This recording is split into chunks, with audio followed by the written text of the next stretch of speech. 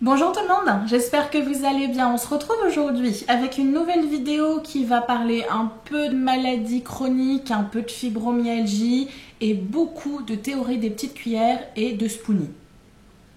Si ce que je viens de vous dire vous intrigue, je vous invite à rester avec moi. À tout de suite.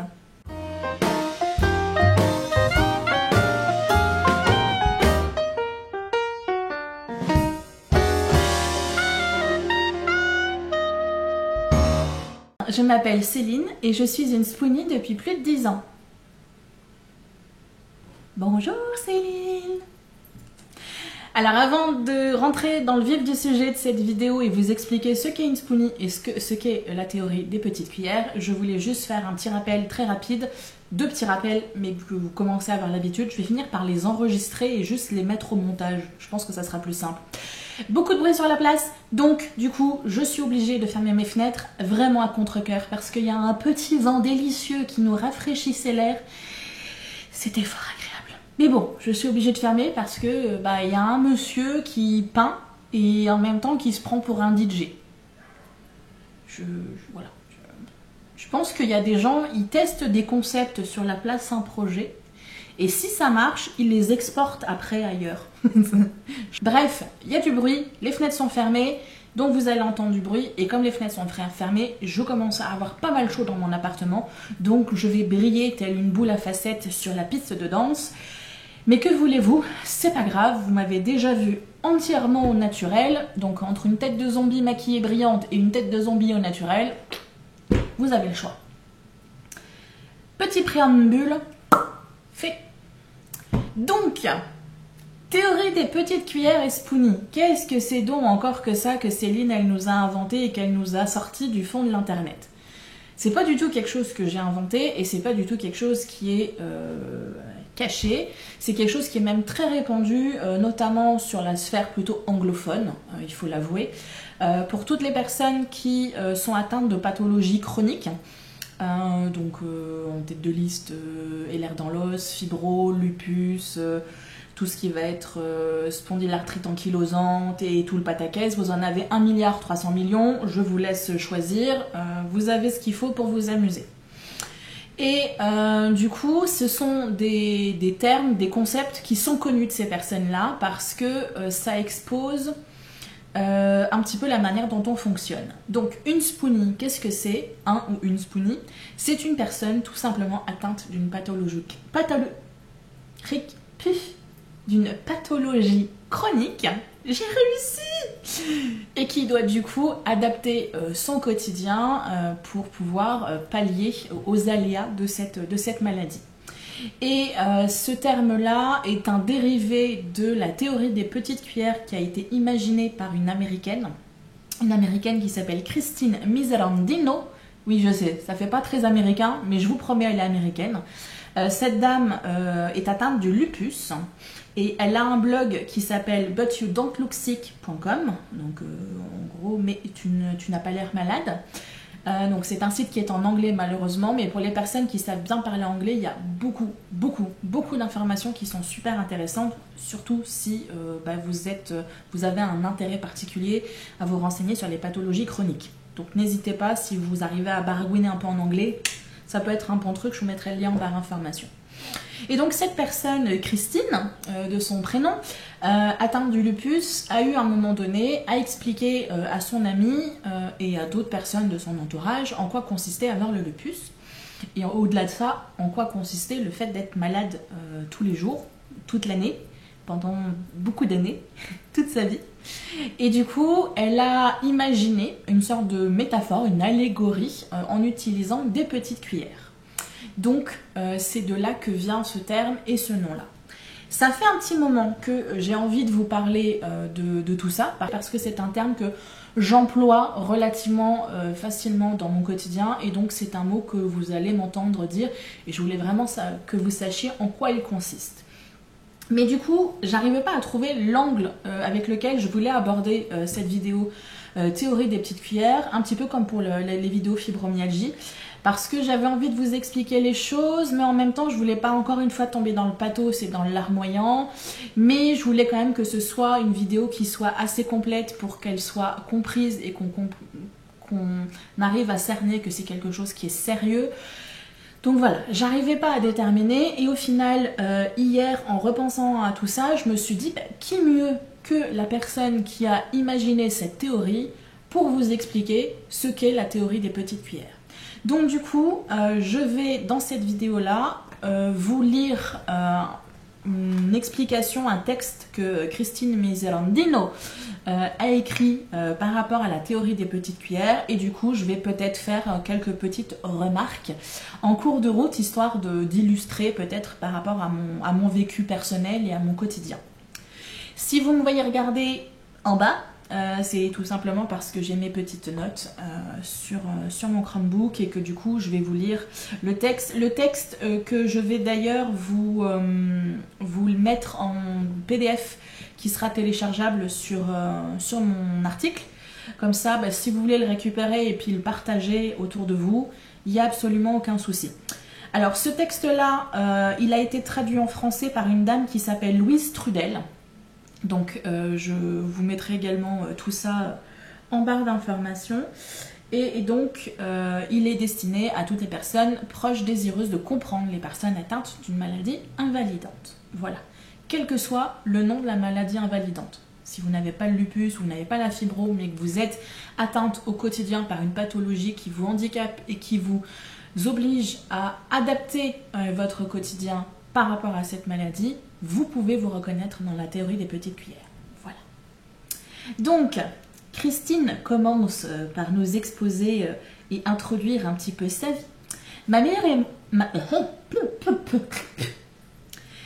meilleure amie et moi étions sortis pour souper et nous bavardions. Il était très tard et à notre habitude, nous mangions des frites dans de la sauce. De la poutine. Oh, j'ai envie d'une poutine. Quelqu'un au Québec peut m'envoyer une poutine? Avec plein de fromage.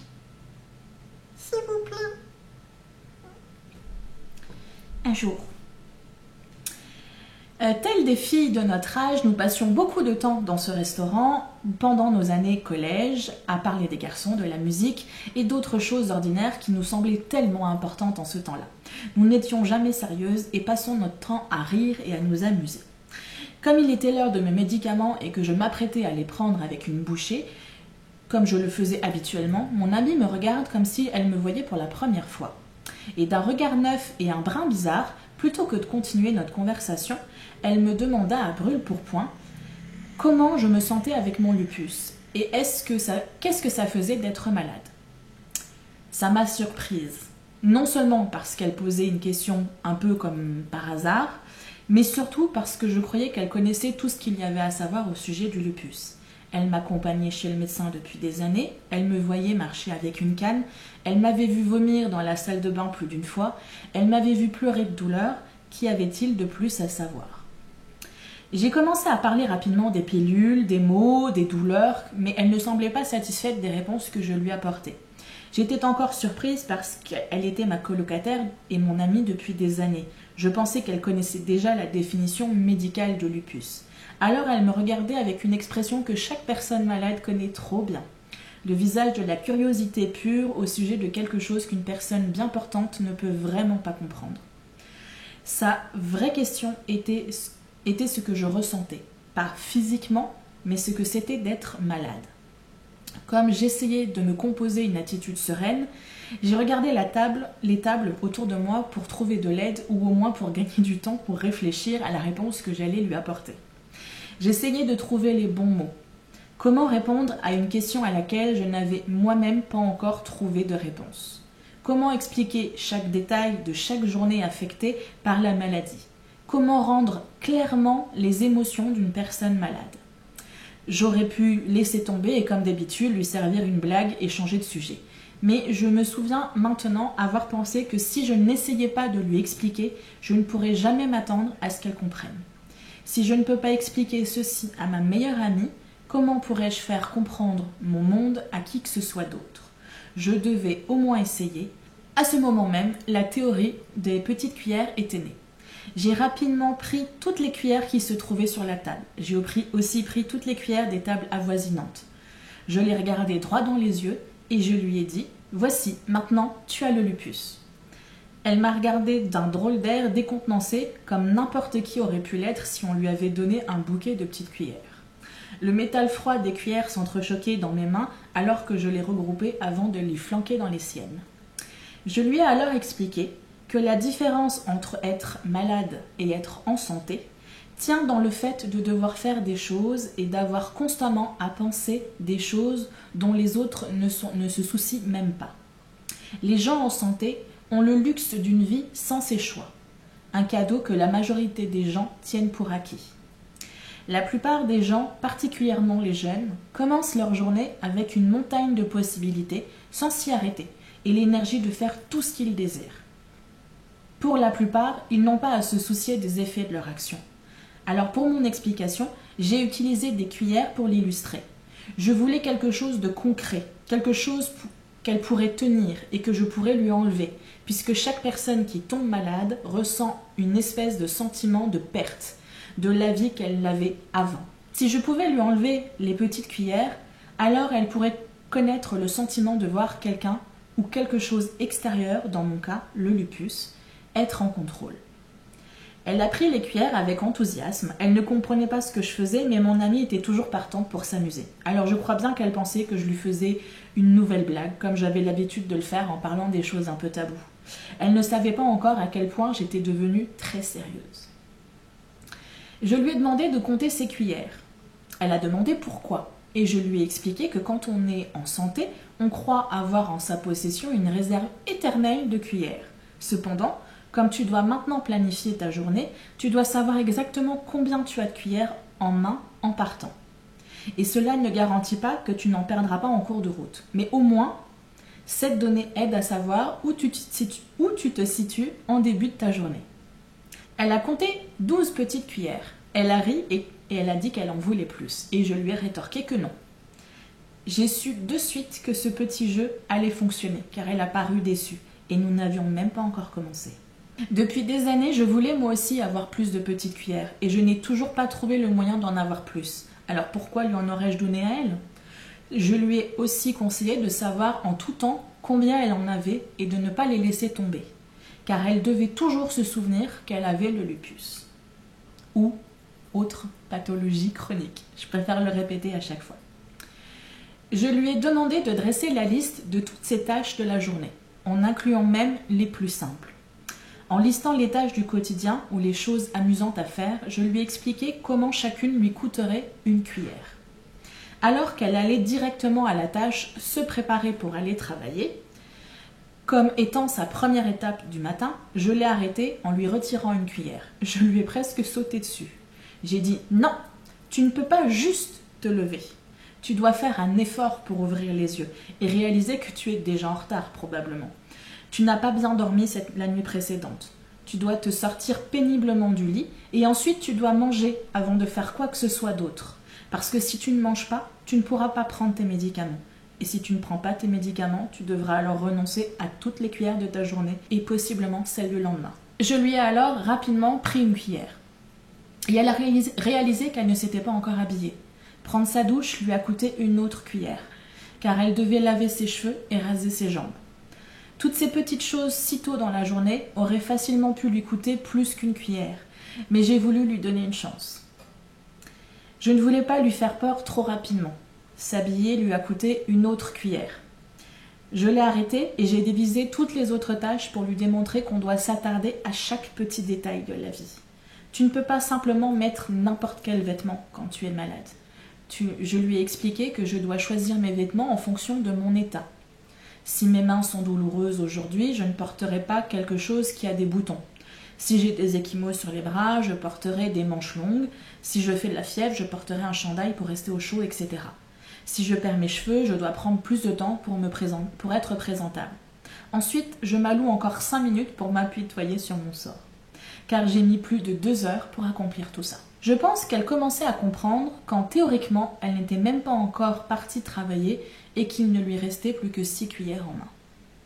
Ensuite, j'ai expliqué à mon amie qu'elle devait maintenant choisir les activités du reste de sa journée avec parcimonie, car lorsque les cuillères ont disparu, elles ne reviennent pas. Il arrive qu'on puisse emprunter des cuillères du lendemain, mais il faut penser combien demain sera difficile. car il y aura encore moins de cuillères. Je devais aussi lui expliquer qu'une personne malade vit toujours avec cette pensée que le lendemain pourrait vous apporter un rhume, une infection, ou un nombre de choses potentiellement dangereuses pour elle.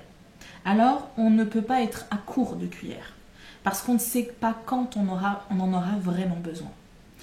Je ne voulais pas la rendre morose, mais je me devais d'être réaliste, et malheureusement, être préparée pour le pire demeure une tâche de chaque jour pour moi, et pour toute personne atteinte d'une maladie chronique.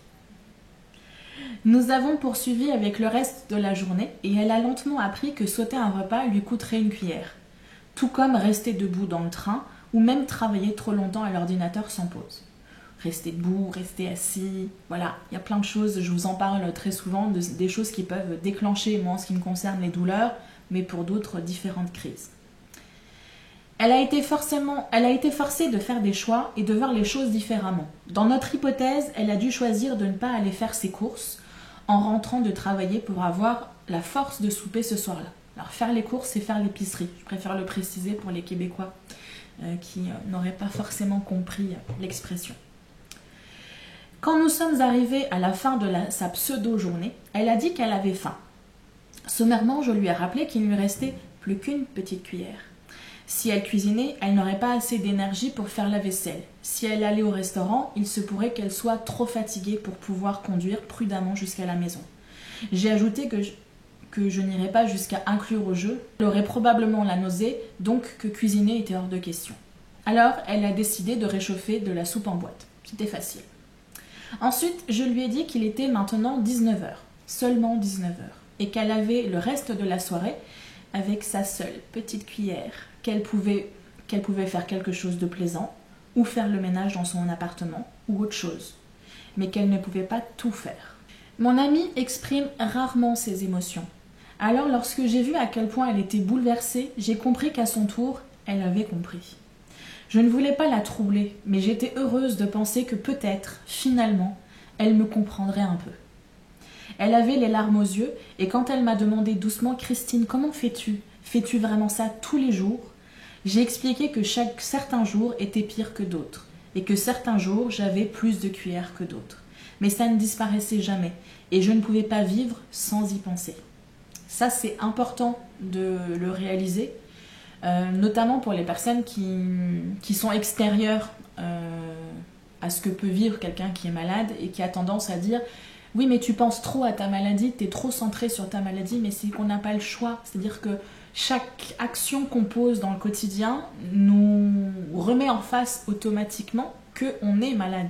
C'est pas qu'on veut y penser obligatoirement, c'est qu'on est obligé de le prendre en compte pour pouvoir vivre et pour éviter d'avoir trop de conséquences. Donc c'est aussi important de comprendre ça. Je lui ai tendu une cuillère que j'avais gardée en réserve. Je lui ai dit simplement « J'ai appris à vivre ma vie en tentant d'avoir toujours une cuillère supplémentaire dans ma poche en réserve. Il faut toujours être prêt. » C'est difficile, la chose la plus dure que j'ai eu à apprendre a été de ralentir et de ne pas tout faire. Je me bats contre ça depuis tout ce temps. J'ai horreur de me sentir à part, de devoir choisir de rester à la maison ou de ne pas pouvoir faire les choses que je voudrais faire. Je voulais qu'elle ressente ma frustration. Je voulais qu'elle comprenne que tout ce que les autres font est facile, mais que pour moi, chaque chose est divisée en une multitude de petites tâches à accomplir. Je dois penser à la météo, à la température, à la journée entière doit être planifiée avant même que je puisse attaquer la moindre tâche. Alors que les autres personnes peuvent faire les choses simplement, je dois attaquer et faire un plan comme si j'étais un stratège planifiant une guerre. C'est dans cette façon de vivre que réside la différence entre être malade et être en santé. Il y a cette belle habileté de ne pas avoir à penser et de pouvoir agir. Je m'ennuie de cette liberté et je m'ennuie de ne pas avoir à compter mes cuillères. Ça, c'est quelque chose que j'ai également expliqué, c'est la nécessité de tout planifier et de comprendre que chaque action a forcément une conséquence. Et que du coup, on va poser chaque action en sachant qu'à un moment donné, il y aura une contrepartie. Si je décide d'aller faire mes courses, et de faire des courses conséquentes, dépendamment en plus si je décide d'aller au magasin qui est juste à côté ou d'aller plus loin ou d'aller encore plus loin et de prendre le tram, je sais que ça va automatiquement impacter ma journée. Donc si je fais des courses, que je vais faire des courses assez loin, je ne dois rien prévoir dans ma journée parce que je ne serai très probablement pas en capacité de le faire. Si je décide de passer une journée avec des amis, je sais que très certainement je vais passer 2-3 jours off le lendemain et le surlendemain parce que j'aurai utilisé trop de petites cuillères, en gros trop d'énergie et que du coup j'en paye un peu le prix. Ensuite, nous avons parlé de nos émotions et nous en avons discuté encore un peu. Et j'ai senti qu'elle était triste. Peut-être avait-elle vraiment compris. Peut-être avait-elle réalisé qu'elle ne pourrait jamais dire honnêtement qu'elle me comprenait vraiment. Au moins, maintenant, peut-être qu'elle ne se plaindrait plus lorsque je ne pourrais pas sortir le soir. Ou parce que je ne vais jamais chez elle et que c'est elle qui doit toujours venir chez moi. Je lui ai fait un câlin et nous sommes sortis du restaurant. Il me restait cette cuillère dans la main et je lui ai dit « Ne t'en fais pas ». Je vois ceci comme une bénédiction. Je suis forcée de penser à tout ce que je fais. Sais-tu combien de cuillères les gens gaspillent chaque jour? Dans ma vie, il n'y a pas de place pour le temps perdu, pour des petites cuillères gaspillées. Et j'ai pourtant choisi de passer du temps avec toi. Depuis cette soirée, j'ai utilisé la théorie des petites cuillères pour expliquer ma vie à plusieurs personnes. En fait, ma famille et mes amis se réfèrent toujours aux cuillères. C'est devenu une sorte de code entre nous, pour ce que je peux et ce que je ne peux pas faire.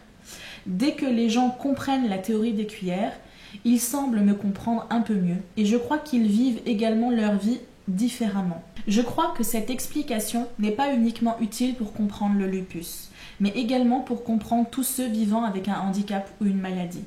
J'espère que les gens ne tiennent plus autant pour acquis leur vie. Je donne un morceau de moi dans chaque sens du mot, quand je fais quoi que ce soit. C'est devenu une plaisanterie partagée avec mes proches. C'est une de mes maximes célèbres, lorsque je leur dis qu'ils devraient se compter chanceux quand je passe du temps avec eux, parce que finalement, je leur dédie une de mes petites cuillères. La théorie des petites cuillères expliquée par Christine Miserandino. Écoutez, je trouvais intéressant de vraiment partager ce texte-là parce que, comme je l'ai dit en début de vidéo, qui mieux que la personne qui l'a inventé pour expliquer ce qu'est la théorie des cuillères.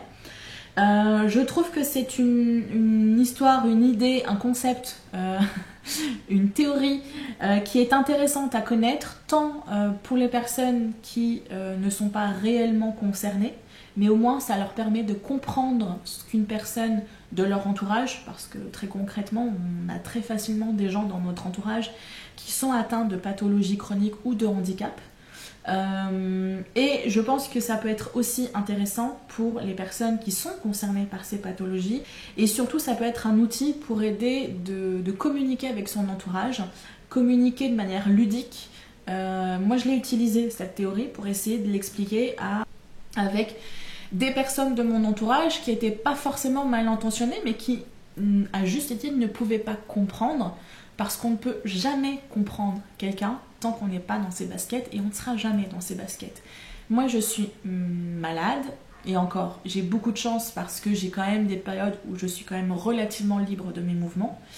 Je suis atteinte d'une pathologie qui peut être perturbante dans mon quotidien, mais ça ne veut pas dire que je vais être en capacité de comprendre une personne qui est paraplégique, ou une personne qui va avoir de l'arthrite, ou une personne qui va avoir un diabète très sévère, ou etc.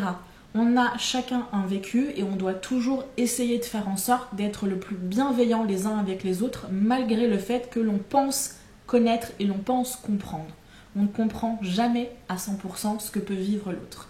Ça, c'est une chose que la fibromyalgie m'a appris, à être un peu plus bienveillante avec les gens et à ne pas juger automatiquement sur le premier coup d'œil et sur ce que je peux voir de la personne, mais attendre de connaître la personne et de toujours, de toute façon, partir du principe que je ne pourrai jamais tout comprendre de cette personne parce qu'il y a beaucoup de zones d'ombre que je ne connais pas et que je n'ai pas à connaître. Voilà. Je pense que cette vidéo sera assez longue, mais malheureusement je ne vais pas la couper beaucoup parce que le texte doit rester au complet.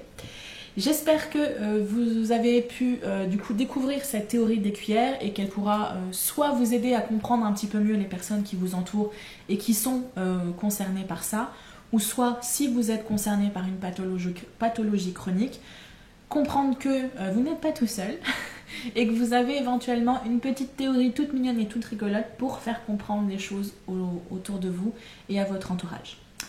Je vous dis à très très bientôt et d'ici là faites attention à vous. Bye bye.